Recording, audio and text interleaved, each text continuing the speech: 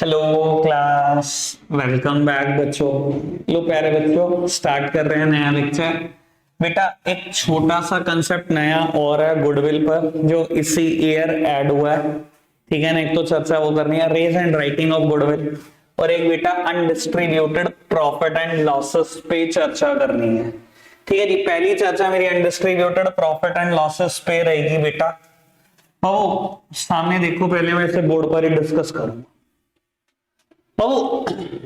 Undistributed profit and losses एक topic आएगा, इसका ट्रीटमेंट हमने समझना है क्या होगा। तो वो ट्रीटमेंट के लिए मैं एक बात बोल देता हूं, अनडिस्ट्रीब्यूटेड प्रॉफिट हो चाहे लॉसेस हो, हमेशा बटेंगे किसमें बेटा? ओल्ड पार्टनर्स में बटेंगे, ओल्ड रेशो में बटेंगे। ठीक है जी, रीजन क्या है अभी एक्सप्लेन कर देता हूं, सब सामने देख रहे। तो मैं बोलता हूं एक फॉर्म ना स्टार्ट हुई 1 अप्रैल 15 को। ठीक है जी, और बेटा ये कंटिन्यू रह चुकी है आज 31 मार्च 2023 तक। एक पार्टनर मिस्टर सी, एक पर्सन मिस्टर सी चाहता है कि इस फर्म का पार्टनर बन जाए। इसने 1 अप्रैल 2023 को पुराने पार्टनर ए और बी को अप्रोच किया कि मुझे अपनी फर्म का पार्टनर बना दो। मैंने कहा ठीक है, अभी डिसाइड करके बताते हैं कि पार्टनर बनाने के नहीं बनाना। ठीक है जी बेटा, जब इनके अकाउंट्स आपने 31 मार्च 23 को देखे तो अकाउंट्स कुछ ऐसे थे। ए और बी की capital 5-5 lakh, general reserve 3 lakh, profit and loss का बैलेंस 5 लाख, ऐसे करके कुछ इनके अकाउंट्स थे। बेटा इनसे आप समझे कि ये क्या चीज है? इनसे समझे आप ये क्या चीज है? ये 8 लाख रुपए।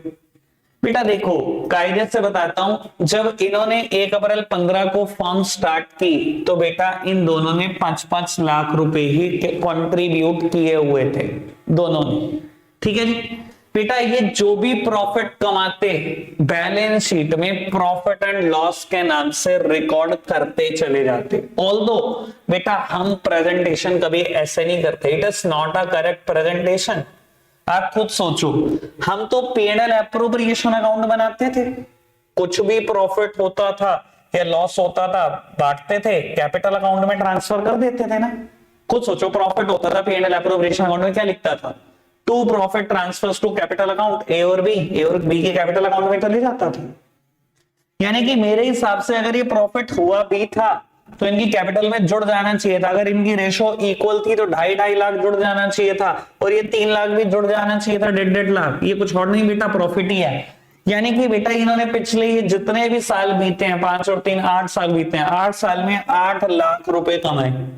तो इन्होंने क्या किया बेटा, कैपिटल में 1 रुपया ऐड नहीं करा, जितनी कैपिटल चलती आ रही थी 8 साल भी आदमी उतनी कैपिटल है, ये अपने प्रॉफिट को अलग रिकॉर्ड करते रहे, कोई दिक्कत नहीं बेटा।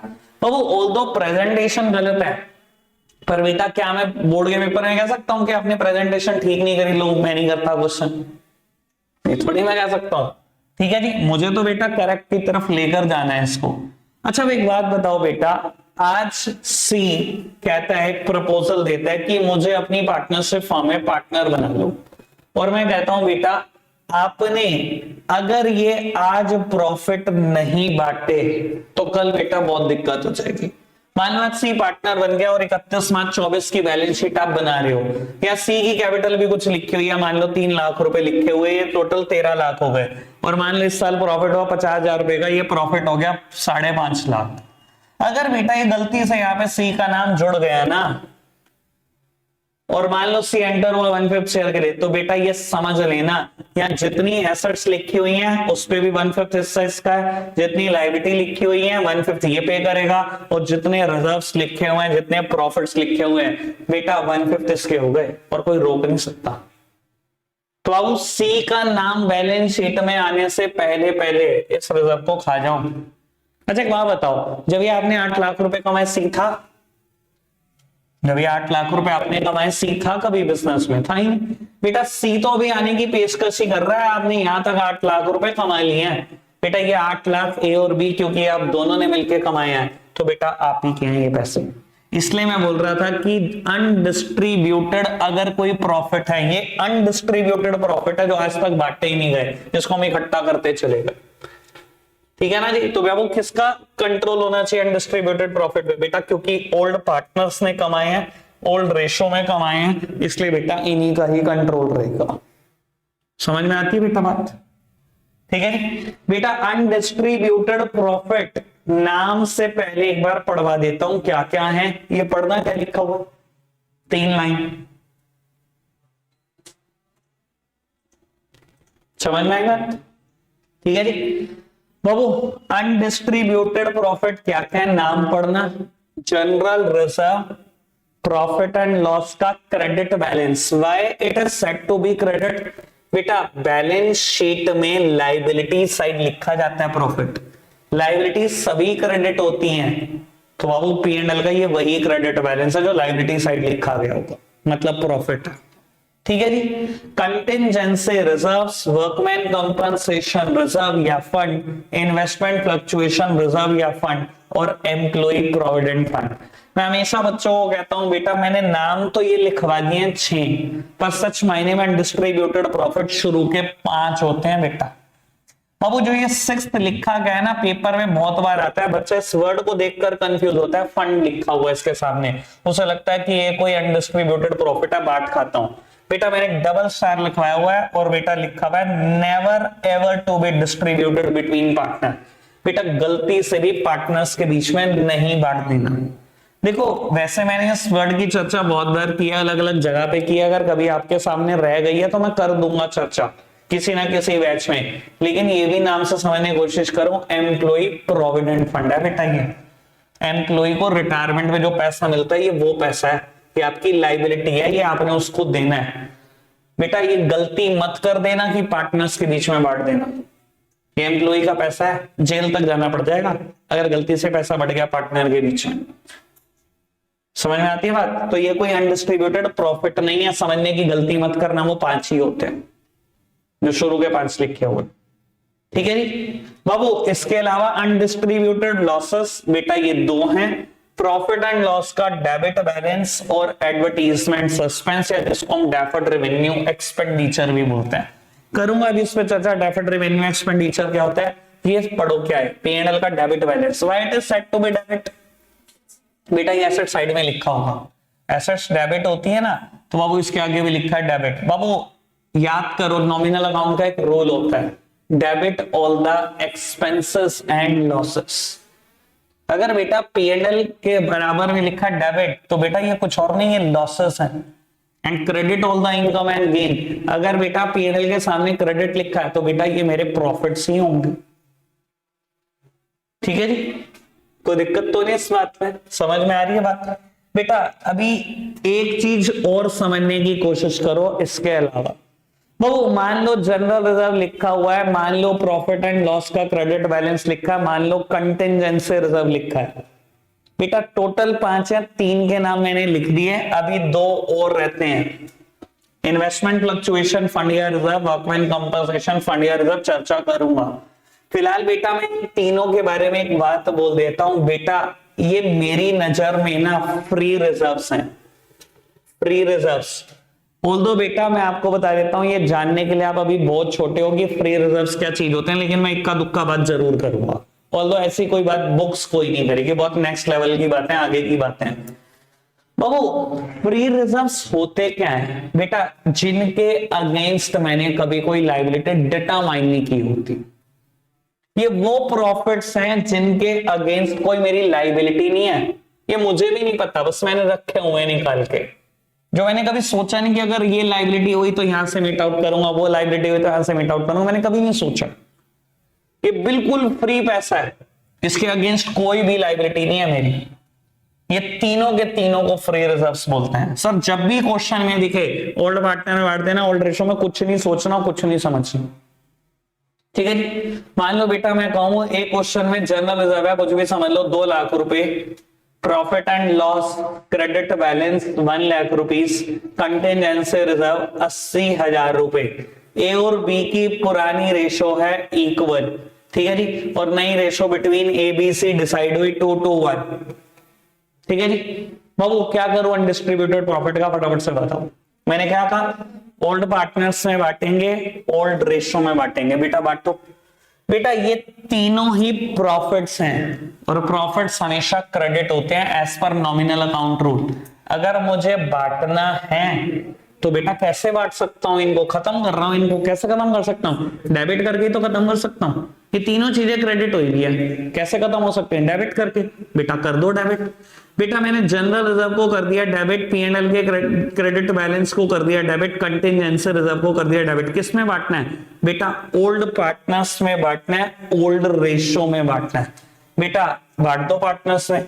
2 लाख रुपए का जनरल रिजर्व है, 1 लाख का ही है, 80,000 का ही है, 3,80,000 दोनों में बांट दो बेटा इक्वल इक्वल। 190 बांट दिया, बुक से खत्म हो गए, सारे प्रॉफिट्स खत्म हो गए, इनकी कैपिटल बढ़ गई, जो कि मुझे शुरू में ही कर देना चाहिए था। बेटा मैं क्या बोल रहा था, ये रिजर्व्स तो दिखाने की जरूरत ही नहीं होती, हम तो प्रॉफिट को वैसे ही कैपिटल में बढ़ा देते हैं। यही तो कहने की कोशिश कर रहा था बिल्कुल शुरू में आपको, कि हम तो कभी भी अलग लिखते ही नहीं है प्रॉफिट्स को, हम तो पीएनएल एप्रोप्रिएशन अकाउंट में जब बांटते हैं तो कैपिटल में बांट देते हैं। इन्होंने नहीं बांटा था ना, देखो मैंने ठीक कर दिया। क्लियर है बात। और यही सोचो बेटा, ये 1 लाख रुपए क्रेडिट नहीं डेबिट बैलेंस होता, मतलब लॉस होता, तो क्या बेटा फिर आप क्या करते बाबू, जनरल रिजर्व प्रॉफिट है, कंटिजेंसी रिजर्व प्रॉफिट है, 2,80,000 2,80,000 को बांटता, दोनों पार्टनर में बांट दिया मैंने प्रॉफिट 140 अब बांटो लॉस को। बेटा पीएनएल का डेबिट बैलेंस मतलब लॉसेस हमेशा डेबिट है। बेटा बांटना है, खत्म करना है, तो कैसे खत्म कर सकते हो, क्रेडिट करके। मैंने कर दिया क्रेडिट। किसमें क्रेडिट करो बाबू, ओल्ड पार्टनर्स में ही बांट दो, ओल्ड रेशो में ही बांट दो। 1 लाख रुपए बांटने हैं, दोनों पार्टनर में बांट दो 50,000 रुपए, इनकी कैपिटल गिरा दो लॉस की अमाउंट से, दैट्स इट। कोई दिक्कत तो नहीं, समझ में आ रही है बेटा बात पक्का से। अब सुनो सर काम की बात। बेटा एक और रिजर्व का नाम आया, नाम है वर्कमैन कंपनसेशन रिजर्व, या नाम है बेटा वर्कमैन कंपनसेशन फंड। मैंने क्या किया बेटा, अपने प्रॉफिट्स में से ना एक अमाउंट और सेट असाइड करी, मेरे को धंधे में ठीक ठाक प्रॉफिट हो गया, मैंने एक अमाउंट और सेट असाइड करी जिसका नाम रखा वर्कमैन कंपनसेशन रिजर्व। मान लो बेटा अमाउंट है 50,000 रुपए। बाबू ये कोई फ्री रिजर्व नहीं होता, अभी तक मैं उन तीनों को फ्री बोल रहा था, बेटा ये कोई फ्री रिजर्व नहीं होता, मैंने फ्री लिखा काट दिया, ये फ्री नहीं होता। क्यों बेटा, इसके अगेंस्ट एक लाइबिलिटी होती है। जब मैं वर्कमैन कंपनसेशन रिजर्व बनाता हूं बेटा, इसका नाम से इसको समझने की कोशिश करो, वर्कमैन कंपनसेशन। बेटा ये मैं इसलिए बनाता हूं कि मेरे फैक्ट्री में 20 एम्प्लॉय काम करते हैं दिन रात, मेरे दिमाग में रहते हैं यार वर्कर है, चोट ना लग जाए, और मशीन ऐसी चीज है भाई चोट दी जाती है, कभी ना कभी बेटा किसी का फ्रैक्चर हो गया, कभी किसी का हाथ आ गया, कभी किसी का पैर आ गया, कभी किसी की उंगली कट गई, सर सब कुछ होता रहता है फैक्ट्रीज में बेटा। तो मैंने क्या करा, 50,000 रुपए अलग निकाल के रख दिए कि कभी किसी भगवान ना करे किसी वर्कर का एक्सीडेंट हो जाए तो मैं 50,000 से उस एक्सीडेंट की वर्थ जो भी होगी वो मैनेज करने की कोशिश करूंगा। तो बेटा ये कोई फ्री रिजर्व नहीं है, इसके अगेंस्ट लायबिलिटी कभी भी अराइज हो सकती है, किसी भी सेकंड अराइज हो सकती है। समझ में आ रही है बेटा बात। और मान लो बेटा मैंने जब ये 50,000 रुपए अलग निकाल के रखे, आज जब मैं एक नए पार्टनर का एडमिशन कर ही रहा था, एडमिशन प्रोसेस में ही था, और हुआ क्या बेटा, किसी वर्कर को चोट लग गई और वर्कमैन कंपनसेशन क्लेम अराइज हो गया, मान लो 20,000 रुपए, यानी कि एक लायबिलिटी अराइज होगी 20,000 की, एक वर्कर के चोट लग गई। ठीक है जी बाबू, क्या ये फ्री प्रॉफिट है कि आंखें बंद करूं और बांट दूं? नहीं बेटा, जनरल रिजर्व, पीएनएल का क्रेडिट बैलेंस और कंटिजेंसी रिजर्व, आंखें बंद करना और बांट देना, कोई परवाह ना करना, इसके अगेंस्ट कभी कोई लायबिलिटी नहीं होती। लेकिन वर्कमैन कंपनसेशन रिजर्व आपने अगर बनाया है तो क्वेश्चन ढंग से पढ़ लेना, क्या कोई वर्कमैन कंपनसेशन क्लेम तो अराइज नहीं हुआ, क्या किसी वर्कर का एक्सीडेंट तो नहीं हुआ, और बेटा क्वेश्चन कहता है एक्सीडेंट हुआ 20,000 भुगतने पड़ेंगे। तो बेटा क्या हुआ बाबू, 50 में से 20 तो यहीं देने पड़ेंगे, तो बचे हुए 30, बेटा वो बचे हुए 30 फ्री प्रॉफिट हो जाते हैं, उसको आप बांट के खा सकते हो। तो बेटा जर्नल एंट्री क्या करेंगे, बेटा रिजर्व है, क्रेडिट हुआ होगा बुक्स में, प्रॉफिट तो क्रेडिट ही होते हैं, बेटा ये क्रेडिट हुआ होगा बुक्स में, अगर मैं इसको आज खत्म कर रहा हूं बेटा डेबिट करके खत्म कर सकता हूं, तो मैंने वर्कमैन कंपनसेशन रिजर्व को डेबिट किया 50,000 कि मैं तेरे को खत्म कर रहा हूं। सर सबसे पहले लाइबिलिटी बुक करो 20,000 रुपए की। इस 50,000 से बेटा सबसे पहले 20,000 की लाइबिलिटी मीट आउट करनी है, नाम है वर्कमैन कंपनसेशन क्लेम। बचा हुआ 30 बेटा ये बिल्कुल फ्री है, ये बिल्कुल वैसे ही बटेगा जैसे जर्नल रिजर्व या पीएनएल का क्रेडिट बैलेंस बट रहा था। इसमें बेटा old partners in the old ratio. बेटा 30,000 रुपए फ्री हो गया, यानी कि कैसे बटेगा बेटा, दोनों पार्टनर्स में 15,000 रुपए, दैट्स इट। अच्छा बेटा अगर ये क्लेम 40,000 होता तो 40 होता तो वो 50 का रिजर्व बनाया, 40 का तो लाइबिलिटी आ गई, तो बेटा 5,000 बढ़ता बढ़ देते। प्राची कहती अगर 60 हो तो क्वेश्चन तो ना है, क्वेश्चन तो आ सकता है सर अगर 60 हो तो, चलो बेटा मैं बोल देता हूं लेकिन ये बात कल पूरी कर दूंगा, बता तो देता हूं। बाबू अगर ये 60 हो, देख मेरे पास वैन रिजर्व है 50 की, अगर लाइबिलिटी 60 की है तो 50 से 50 की लाइबिलिटी ही पे कर सकता हूं, बाकी 10,000 की लाइबिलिटी क्रिएट करूंगा रीवैल्यूएशन अकाउंट से। अब रीवैल्यूएशन क्या होता है इसका डिस्कशन कल कर लेंगे, बस मैंने बोलने के लिए बोल दिया क्योंकि तूने बोल दिया था, मैंने कहा चल ठीक है जवाब तो दे ही दूं। ठीक है जी, कोई दिक्कत तो नहीं, जो पुराने उनको सब समझ में आएगा रिवॉल्यूशन क्या चीज है, वो एक बार में क्लिक कर गया उनके, हाँ ठीक है बिल्कुल ठीक बोल रहा हूं। ठीक है जी डन। सर फिलहाल इसका पर्पस समझना मतलब है, वर्कमैन कंपनसेशन रिजर्व का मतलब तो समझ आई गया होगा ना। चलो जी बेटा एक और रिजर्व आता है आखिरी रिजर्व, इन्वेस्टमेंट फ्लक्चुएशन रिजर्व, क्या बेटा नाम होता है इन्वेस्टमेंट फ्लक्चुएशन फंड, जैसे कि नाम है इन्वेस्टमेंट फ्लक्चुएशन रिजर्व। बाबू आपने ना आज किसी कंपनी के शेयर खरीद लिए 1 लाख रुपए के, और आपके दिमाग में डर चल रहा है कि यार मेरी इन्वेस्टमेंट की वैल्यू गिर ना जाए, कम ना हो जाए इन्वेस्टमेंट की वैल्यू, तो आपने क्या किया बेटा रिजर्व क्रिएट कर दिया, मान लो 50,000 रुपए का, क्योंकि आपके दिमाग में ज्यादा से ज्यादा वैल्यू 50% की गिर सकती है।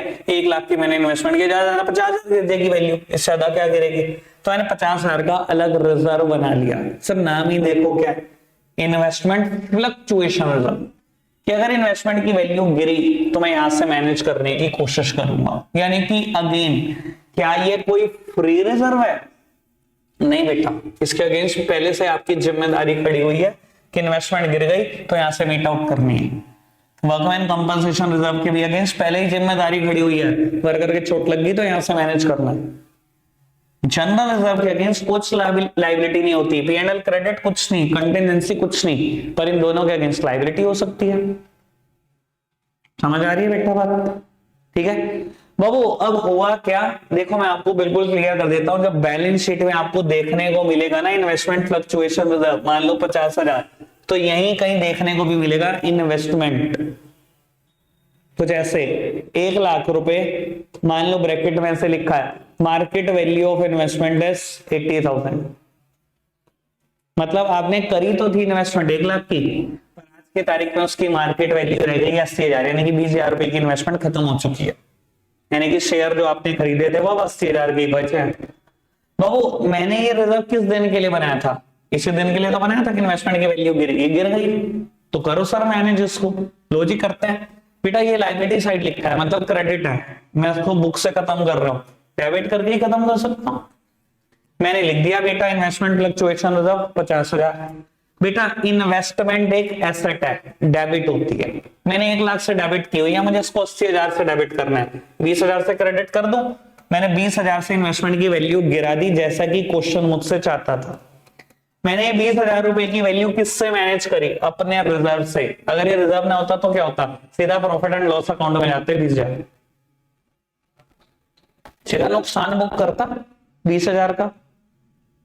ठीक है ना जी, तो मैं क्या कर रहा हूं बेटा, मैनेज कर रहा हूं इस रिजर्व से इन्वेस्टमेंट की वैल्यू को। सर अब ये जो 30,000 का रिजर्व बच गया वो सर ये फ्री है, मजे लो, ये आपका है। ओल्ड पार्टनर्स ओल्ड रेशो में बांट के खत्म करो। मान लो बेटा ओल्ड पार्टनर के बिटवीन रेशो वही है 1:1, तो बेटा 15-15 आ जाता। एक बात और बाबू, इन्वेस्टमेंट की वैल्यू गिरेगी ही, ये किसी किताब में नहीं लिखा हुआ। अगर ये ऐसे हो जाए तो market value of investment is 1,80,000, तो तो बाबू इन्वेस्टमेंट की वैल्यू गिरती इसलिए रिजर्व बनाया, ये तो गिरी नहीं, वैल्यू बढ़ गई, तो ऐसे केसेस में बेटा ये रिजर्व फ्री हो जाता है, इसका कोई इस्तेमाल ही नहीं बचा। क्या करूं बेटा, ओल्ड पार्टनर्स में बांट दो, ओल्ड रेशो में बांट दो, यानी कि 25-25 हजार दोनों को मिल जाएंगे। एक चीज और बेटा, पेपर कई बार बहुत अनसिस्टमैटिक बातें करता है। Liability side investment fluctuation reserve लिखा होता है और एसेट साइड कुछ भी नहीं लिखा, इन्वेस्टमेंट ही नहीं लिखी। तो ऐसे कैसे में समझ लेना, पेपर बनाने वाले को पेपर ही बनाना नहीं आता। भाई तूने इन्वेस्टमेंट फ्लक्चुएशन रिजर्व तो बना दिया, इन्वेस्टमेंट तो तूने करी ही नहीं। तो बाबू ऐसे केसेस में भी ये बिल्कुल फ्री हो जाता है, 50 का 50 बांटो, 25-25 खत्म करो, ठीक है ना। All the question is technically wrong, ऐसा कैसे संभव है भाई, इन्वेस्टमेंट करी नहीं, फ्लक्चुएशन रिजर्व बना दिया, पर हम क्या करें भाई, ठीक है अगर गलत भी हो टेक्निकली तो मुझे क्या करना है। क्लियर है बेटा, बात समझ में आती है, पढ़ाई बात को आगे। बाबू एक और लॉस का जिक्र आया था, डेफर्ड रेवेन्यू एक्सपेंडिचर या एडवर्टीजमेंट सस्पेंस अकाउंट। ठीक है जी, मैं हल्की सी बात इस पे करता हूं और खत्म करता हूं चर्चा को। बाबू ना, अगर आप नाम से सोचो तो बेटा एड एक रेवेन्यू खर्चा है, और रेवेन्यू खर्चा का क्या होना चाहिए बेटा, इससे मुझे प्रॉफिट एंड लॉस अकाउंट में दिखाना चाहिए, खत्म कर देना चाहिए, ठीक है जी। और मैं बेटा प्रॉफिट एंड लॉस अकाउंट में वही खर्चे दिखाता हूं जिसका बेनिफिट मुझे एक ही साल में मिलता है, जिसका बेनिफिट एक साल में एग्जॉस्ट हो जाता है, ठीक है जी। वंश मान जा भाई। तो मान लो बेटा मैंने एक ऐसा ऐड करा जिसका बेनिफिट मुझे 3 साल तक मिलेगा या 5 साल तक मिलेगा, मैं उस केस में अकाउंट्स में क्या करता हूं, क्या चेंज होते हैं ये समझना। मान लो बेटा आपने एक एक्सपेंस किया एड पर, ठीक है ना, 5 लाख रुपए या 3 लाख रुपए बेटा, और पूरे शहर भर में बेटा आपने क्या करा, पेम्पलेट्स बंटवा दिए और बेटा फ्लेक्स बोर्ड लगवा दिए। तो मान लो मैंने अपनी कोचिंग का ही ऐड किया और बेटा मैंने लोहे के बोर्ड बनवाए और बेटा पूरे शहर भर में अलग अलग इलाकों में बेटा लगवा दिए, और नगर निगम में, सहारनपुर नगर निगम में 3 साल का टैक्स जमा कर दिया, ठीक है। अब बेटा मेरा मानना यह है कि 3 साल तक बच्चे इस ऐड को देखेंगे और मेरे पास ट्यूशन के लिए आएंगे, ठीक है जी। अब बेटा ये ऐड मुझे 3 साल के लिए बेनिफिट देगा, कोई 1 साल के लिए नहीं, कोई 1 दिन के लिए बेनिफिट नहीं देगा। अगर बेटा इसका बेनिफिट मुझे 1 साल के लिए ही मिलना होता तो मैं इसको P&L अकाउंट में दिखा देता, खत्म करता। पर बेटा ये एक ऐसा खर्चा हो चुका है जिसका बेनिफिट मुझे 3 साल के लिए मिलेगा, तो बेटा मेरा दिमाग ये कहता है क्योंकि बेनिफिट 3 साल के लिए है तो खर्चे को भी मैं 3 सालों में दिखाऊंगा एज पर मैचिंग कंसेप्ट। अगर 11वीं पास हो बेटा, मैचिंग कंसेप्ट कहता था match your expenses with your revenue and match your revenue with your expense. अपने खर्चों को रेवेन्यू के साथ मैच करो, अपने रेवेन्यू को खर्चों के साथ मैच करो। जब बेनिफिट 3 साल के लिए मिलेगा, जब रेवेन्यू 3 साल तक कमाऊंगा तो खर्चे को भी 3 साल में दिखाऊंगा। तो बेटा 3 साल में दिखाया कैसे जाए, मुद्दा ये उठता है। तो बेटा मैं 3 साल में कैसे दिखाऊंगा, बेटा मैंने प्रिपेयर करी एक बैलेंस शीट और बेटा बैलेंस शीट में रिकॉर्ड करा एड एक्सपेंस। सर मैं रेवेन्यू यहां क्यों नहीं दिखा सकता, P&L अकाउंट में सारा खर्चा, मैं लॉजिक दे चुका हूं क्योंकि बेटा बेनिफिट 1 साल से ज्यादा के लिए मिल रहा है। P&L अकाउंट में वही खर्चे जाते हैं जिनका बेनिफिट 1 ही साल तक मिलता है, दैट्स इट। तो मैंने बेटा एड को बैलेंस शीट में दिखाया। मान लो बेटा मैंने खर्चा किया 3 लाख दिया था ना मैंने एग्जांपल, 3 लाख, तो मैंने एड को बैलेंस शीट में दिखाया 3 लाख। बाबू कितने साल के लिए बेनिफिट मिलने हैं, 3 सालों के लिए, तो मैंने इसको 3 से डिवाइड कर दिया, यानी कि हर साल 1 लाख रुपए। मैंने 1 लाख रुपए राइट ऑफ करे, P&L अकाउंट में ले आया, 2 लाख की एसेट्स दिखा दी। अगले साल बेटा फिर बैलेंस शीट बनाई, फिर एड का एक्सपेंस दिखाया 2 लाख, 1 लाख रुपए राइट ऑफ करे, P&L अकाउंट में दिखा दिए। तीसरे साल फिर बैलेंस शीट बनाई, एड का एक्सपेंस दिखाया 1 लाख, 1 लाख में से 1 लाख ही माइनस कर दिया, दिखा दिया।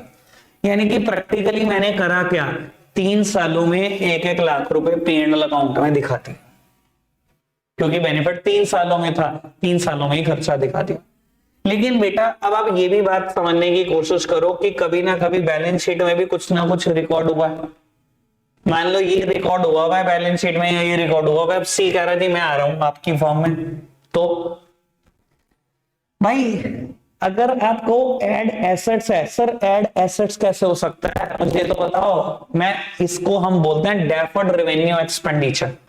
देखो अगर नाम से समझने की कोशिश करो, वैसे तो 11th का मुद्दा है, पर मैं चलो थोड़ी सी बात जरूर कर देता हूं। है तो रेवेन्यू एक्सपेंडिचर, लेकिन मुझे इसकी डेफरमेंट करनी पड़ रही है। क्यों डेफरमेंट करनी पड़ रही है? क्योंकि बेनिफिट एक से ज्यादा साल के लिए मिल रहा था, वरना मैं इसकी डेफरमेंट ना करता, सीधा P&L अकाउंट में दिखाता। तो बाबू मैं ऐसे टर्म को पता है क्या बोलता हूं? डेफर्ड रेवेन्यू एक्सपेंडिचर को, these are mere expenses not yet write off. ये एक्सपेंसेस ही हैं, बस मैं इनको राइट ऑफ नहीं कर सकता P&L अकाउंट में, क्योंकि इसने बेनिफिट 3 साल के लिए दिया, सो 3 साल में दिखाऊंगा। तो बाबू ये खर्चा है मेरा, किसी एंगल से एसेट्स नहीं है। तो बेटा अगर सी कह रहा है मैंने एंट्री करनी है फॉर्म में, तो बेटा पहले इस लॉस को खत्म कर देना। किसमें खत्म करोगे? Old partners in the old ratio. Loss है तो डेबिट हुआ होगा, देखो एसेट साइड लिखा हुआ है, डेबिट हुआ है ना, तो खत्म कैसे करोगे? क्रेडिट में लिखकर। किसमें? Old partners old ratio. और बाबू अगर ये 2 लाख रुपए का है तो दोनों पार्टनर 1-1 लाख रुपए भुगतेंगे अपनी जेब से। समझ आई बेटा बात? क्लियर है बेटा बात? इतनी बात। तो वो मैंने सभी अनडिस्ट्रीब्यूटेड प्रॉफिट, सभी अनडिस्ट्रीब्यूटेड लॉसेस की चर्चा कर ली आपके साथ। बेटा बुक में ना इनके ऊपर बेशक 4 ही क्वेश्चन है, ठीक है ना? 50 नहीं 51, 52, 53 और 54। अभी मैं आपको एक बात क्लियर कर दूं बेटा, 51 भी हो जाएगा आपसे, 52 भी, 53 भी, 54 में 2 पार्ट हैं, ए और बी। आपसे भी बी पार्ट नहीं होगा, बी पार्ट तब होगा जब चेंज इन PSR हम चैप्टर कर लेंगे। तो आपको ये तो करने ही है अभी, ठीक है ना? इसके अलावा मैंने कहा था मैंने गुडविल पे एक छोटी सी चर्चा करनी है, रेज एंड राइटिंग ऑफ वाला कंसेप्ट आपको बताना, ठीक है जी? रेज एंड राइटिंग ऑफ वाला कंसेप्ट मैं आपको बता दो बेटा, फिर वाइंड अप कर देंगे लेक्चर, ठीक है जी? लो पुत्र, रेज एंड राइटिंग ऑफ बताने के लिए एक बार पहले मैं नोट्स का ही सहारा ले लो। बाबू ये पढ़ना concept number 29, raising and writing off goodwill. बेटा गुडविल को बुक्स में रेज करना और गुडविल को बुक से खत्म करना, पढ़ना जी। जर्नल एंट्री बेटा कहता है new partner brings his share of goodwill and capital in cash. अच्छा एक बात सुनो, अगर बेटा नॉर्मल बात हो रही होती गुडविल के, इसको छोड़ दोगी। अभी सोचो बेटा नया पार्टनर कैपिटल के पैसे लाया, नए पार्टनर का नाम है सी, हम एंट्री क्या करते हैं? Bank debit to C's capital. और अगर वो गुडविल के पैसे लाए तो हम एंट्री क्या करते हैं? Bank to premium for goodwill और premium for goodwill to sacrificing partner in the sacrificing ratio, ये करते हैं ना बेटा। अगर क्वेश्चन ने कहा कि गुडविल को रेस करो और राइट ऑफ करो, ऐसे रिकॉर्ड करो गुडविल को रेस करके और राइट ऑफ करके, तो अगर बेटा नया पार्टनर गुडविल के पैसे लाया चाहे कैपिटल के पैसे लाया, एंट्री रिमेन्स द सेम, आपको एंट्री करनी पड़ेगी cash bank debit to C's capital, मतलब टू न्यू पार्टनर्स कैपिटल, पहली एंट्री में चेंज। आगे बढ़ो बेटा, फिर गुडविल को रेस करना। बेटा गुडविल को रेस करने का मतलब होता है गुडविल को बुक्स में दिखाओ। और बुक्स में कैसे दिखा सकते हैं बेटा? गुडविल एक एसेट है, डेबिट करके ही दिखा सकते हैं ना। तो बेटा मैंने गुडविल को किया डेबिट, ओल्ड पार्टनर को किया क्रेडिट, और बेटा ओल्ड रेशो में बांट दिया। फिर बेटा बुक्स से कहता है गुडविल को राइट ऑफ करो। भाई कंसेप्ट ये raising and writing off goodwill, मतलब पहले बुक्स में दिखाना फिर बुक से खत्म करना। सर जितनी मैंने गुडविल को डेबिट किया है उतनी ही गुडविल को क्रेडिट कर दो। डेबिट किसको कर दो? न्यू पार्टनर्स को और न्यू रेशो में कर दो, ठीक है जी? पर एक स्पेशल नोट है, ये जरूर ध्यान रख लेना, पढ़ो क्या लिखा है। Always raise and write off forms goodwill.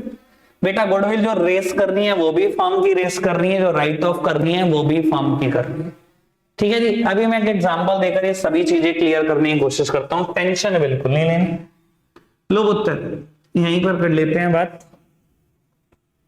बाबू मान लो ए और बी 2 पार्टनर हैं, ओल्ड PSRS 1:1, ठीक है जी? और सी एक नया पार्टनर है, एडमिट हुआ, और बेटा सी 1/5 शेयर के लिए आया, ठीक है जी? और बेटा 1/5 शेयर के लिए 1,20,000 रुपए की गुडविल लेकर आ रहा है, और बेटा 3 लाख रुपए की कैपिटल लेकर आ रहा है, ठीक है जी? बाबू पहले वैसे क्वेश्चन करो जैसे पुराना क्वेश्चन कर रहे थे। कराना जरा क्वेश्चन, पुराना क्वेश्चन कर रहे थे। पैसा लेकर आया bank account debit to C's capital. सबसे पहले तो कैपिटल लेकर आया 3 लाख रुपए की, फिर गुडविल लेकर आया 1,20,000 रुपए की। एंट्री क्या करूं, bank account debit to premium for goodwill account 1,20,000 रुपए। अब बेटा प्रीमियम फॉर गुडविल को बांट दो sacrificing partner in the sacrificing ratio. ऐसे केसेस में old ratio would be the sacrificing ratio. बेटा 1,20,000 को बांट दो 60,000 और 60,000।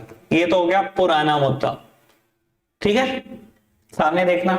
अब नया मुद्दा गुडविल रेज और राइट ऑफ से करना है। क्वेश्चन ने ये कहा मुझे, सर कैपिटल लाने की एंट्री हो चाहे गुडविल लाने की एंट्री हो सेम रहती है, कंबाइन कर दो। एंट्री कभी होगी bank account debit to C's capital, कितने रुपए 4,20, ठीक है। या अगर आप कहो तो मैं एंट्री सेम ही कर देता हूं पर अलग अलग कर देता हूं, कैपिटल की अलग कर देता हूं, गुडविल की अलग कर देता हूं। मैंने अलग अलग कर दी, उससे आसान रहेगा मुझे समझाना, कोई दिक्कत तो नहीं। एंट्री सेम ही करी मैंने, कंबाइंड नहीं करी, अलग अलग कर दी, ठीक है ना। गुडविल रेस करना और राइट ऑफ करने में वही एंट्री होती है गुडविल की भी जो कैपिटल की ही होती है, ठीक है। ये मैंने कैपिटल की करी, गुडविल की करी, एंट्री सेम होती है, कोई फर्क नहीं होता, ठीक है जी। कहने को तो मुझे 4,20 लिखने चाहिए थे पर बेटा मैंने जान के अलग लिखे ताकि मुझे समझाना सा, ठीक है जी। बाबू अब गुडविल को रेस करो बुक्स में, बेटा रेस करो बुक्स में। बेटा गुडविल क्या है, एसेट है, बुक्स में दिखानी है तो कैसे दिखाई जा सकती है, डेबिट करके। तो मैंने कर दिया गुडविल को डेबिट, गुडविल को डेबिट कर दो। बेटा रेस हमेशा करते हैं ओल्ड पार्टनर ओल्ड रेशो में। अब एक और काम की बात, अब ये मत करना 1,20,000 लिखो और रेस कर दो। मैंने बेटा भी इंपॉर्टेंट नोट पढ़ाया था, बेटा जब गुडविल रेस की जाती है राइट ऑफ हमेशा फर्म की गुडविल की जाती है। फर्म के गुडविल निकाल लो, कैसे निकल सकती है भाई, 1/5 शेयर के लिए सी कितने पैसे गुडविल लाया 1,20, तो फर्म की कितनी 6 लाख, फर्म की गुडविल कितनी 6 लाख, 6 लाख को रेस करो।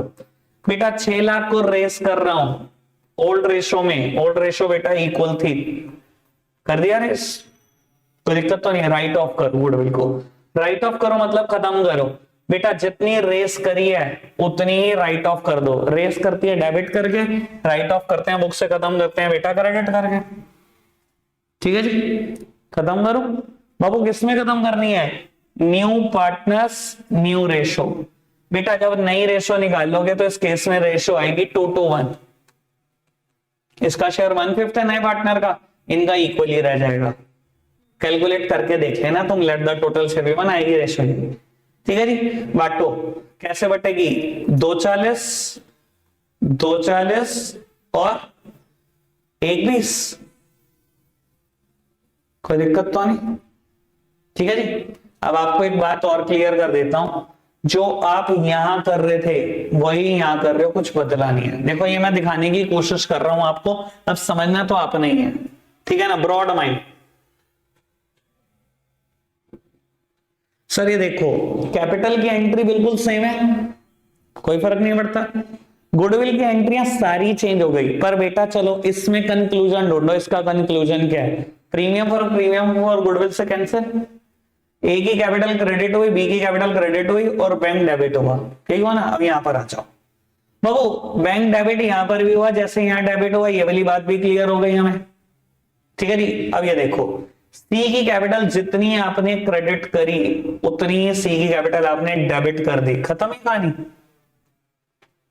जितनी गुडविल डेबिट करी उतनी क्रेडिट करी, ये कैपिटल ये भी खत्म कहानी। ए को क्रेडिट करा 3 लाख से लेकिन डेबिट करा 2,40 से, मतलब एक क्रेडिट तो 60 से ही हुआ। बी 3 लाख से क्रेडिट हुआ, ये बी डेबिट हुआ 2,40 से, मतलब बी भी क्रेडिट 60 से ही हुआ, ये वही कहानी है। यानी कि इसका कंक्लूजन और इसका कंक्लूजन में कोई फर्क नहीं है, ये एक मेथड है बस। अगर क्वेश्चन कभी ना कहे तो बेटा मैं ये मेथड यूज नहीं करता, मैं तो हमेशा यही करता हूं, ठीक है। रेजिंग एंड राइटिंग ऑफ इसी साल इंट्रोड्यूस हुआ है, कभी होता था 6-7 साल पहले कोर्स में। तुम्हारी करम तुम्हें पता,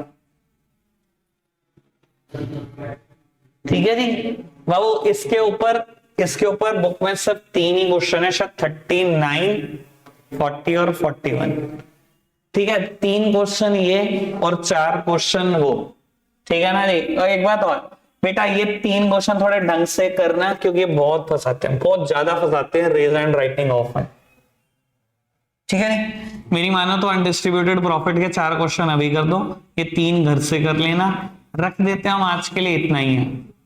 अच्छा, किसी ने हिडन गुडविल के क्वेश्चन करे और प्रॉब्लम नहीं आई, मैं ये नहीं समझ पा रहा। क्वेश्चन नंबर 38 हुआ है, नहीं हुआ, प्रॉब्लम है ना, बता दो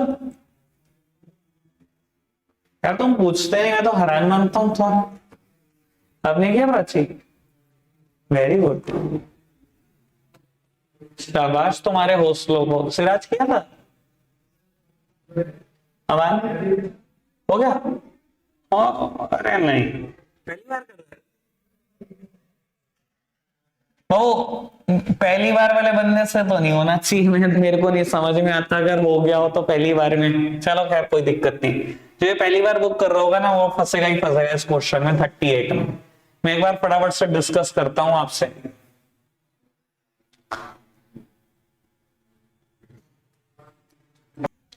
बाबू सामने देखना, फटाफट से क्वेश्चन पढ़ते हैं। व्यास भाई मैं पूरा 1 ही मिनट लूंगा, आप सामने देखो। असीन और श्रेयस पार्टनर है किसी फर्म के, अजय एडमिट हुआ नया पार्टनर 1/5 शेयर के लिए। अजय 5 लाख रुपए के अपनी कैपिटल लेकर आया, ठीक है जी। जिस दिन अजय आया उस दिन वैल्यू दी हुई है फर्म की टोटल एसेट्स की 15 लाख, आउटसाइड लायबिलिटी की 5 लाख, क्लियर कट लिखा हुआ है ऑन दैट डे, मतलब जिस दिन अजय आया उस दिन। कहता है give necessary journal entry to record goodwill at the time of Ajay's admission, also show your working. बाबू अब मुद्दा ये उठता है, जब तूने कैपिटल की बात करी तो मुझे ये क्या कह रहा है कि गुडविल रिकॉर्ड कर दो, मतलब कहीं तो गुडविल है, पर वो गुडविल हिडन है बेटा, अगर कहीं नहीं बताई गई। हिडन गुडविल कैसे निकलती है? मेरा ख्याल तो मैंने 3 स्टेप बताए थे और आपको क्लियर भी करने की कोशिश की थी। Step 1, calculate the total capital of the firm based upon the new partner's share and new partner's capital। Firm की नई कैपिटल निकालो बेटा, फर्म का जो नया पार्टनर है उसका शेयर यूज करो, उसी की कैपिटल यूज करो, ठीक है जी। 1/5 शेयर के लिए 5 लाख ला रहा है, मतलब 20% हिस्सा लेने के लिए तो 5 लाख रुपए लेकर आ रहा है, तो 100% हिस्सा किसके बराबर होगा? 25 लाख, यानी कि फर्म की कैपिटल जो बिजनेस में इन्वेस्टेड होनी चाहिए वो 25 लाख है। Step number 2, calculate the actual capital of the new firm. और एक्चुअल कैपिटल निकालने के ना 2 फॉर्मूला लिखवाए थे मैंने, एक तो लिखवाया था capital plus reserves plus profit minus losses, और दूसरा था total assets minus outside liability. अब बेटा बच्चा क्या करता है, बच्चा लिखता है टोटल एसेट्स ये रही, आउटसाइड लायबिलिटी ये रही, 15 लाख माइनस 5 लाख आ गया बेटा 10 लाख। नहीं बेटा गलत। अब मैं बेटा फॉर्मूला लिखवा सकता हूं, बात ये बेटा आप रट्टू तोते हो। Total assets minus outside liability plus Ajay's capital 5 lakh, यानी कि फर्म की नई कैपिटल है 15 लाख रुपए, मतलब इन्वेस्टेड है 15 लाख। अब आप कहोगे कि मैंने अजय की कैपिटल क्यों जोड़ दी? बेटा उस दिन याद करो, उस दिन मेरा एग्जाम्पल क्या था, मैं उस दिन वाला एग्जाम्पल भी एक बार फटाफट से क्लियर कर दूं। 10 लाख इसने लगाए हुए थे, 5 लाख शायद इसने लगाए हुए थे, यही था ना। सी आ रहा था 1/5 शेयर के लिए 5 लाख रुपए लेकर, अगर आपको याद तो, जो मैंने लास्ट डे एग्जांपल दिया था यही था एग्जांपल। बाबू उस दिन कैपिटल कितनी बैठ रही थी फर्म की? 25 लाख। स्टेप 1। स्टेप 2 मैंने क्या कहा कि बिजनेस में कितने इन्वेस्टेड हैं? 10 लाख, 5 लाख, 5 लाख, 20 लाख इन्वेस्टेड है, और मैंने फर्म की गुडविल निकाली 10 माइनस 10 5 लाख, है ना, यही करा था ना। अब बेटा यहां समझने की कोशिश करना है इस चीज को। बेटा उसने कहा जिस दिन अजय ऐड हो रहा है फर्म में, उस दिन फर्म की एसेट्स इतनी और लायबिलिटी इतनी, उस दिन, यानी कि ये जो बैलेंस शीट बनी होगी इसमें टोटल एसेट्स में लिखा हुआ 15 लाख, आउटसाइड लायबिलिटी में लिखा है 5 लाख, और यहां पर इस बैलेंस शीट में कैपिटल लिखी होगी असीन की और श्रेयस की, जो मिलाकर बेटा कितनी लिखी गई होगी? 10 लाख रुपए लिखी गई होगी। बेटा अगर मैं total assets minus outside liability कर रहा हूं, इसमें बेटा सिर्फ असीन और श्रेयस की कैपिटल आई, क्या अजय की कैपिटल जुड़ी? मुझे तो अजय की भी कैपिटल जोड़ दी है, उस दिन मैं यही तो कर रहा था, ए बी और सी तीनों की कैपिटल जोड़ रहा था, तभी तो 20 लगा रहे थे। अगर बेटा ये फॉर्मूला लगा दोगे तो सिर्फ इन दोनों की कैपिटल जुड़ेगी, अजय की कैपिटल नहीं जुड़ी। यस, ठीक है। तो बेटा मैंने अजय की कैपिटल भी जोड़ दी, 15 लाख आ गई। स्टेप नंबर 3, फर्म की गुडविल आ जाएगी स्टेप 1 माइनस स्टेप 2।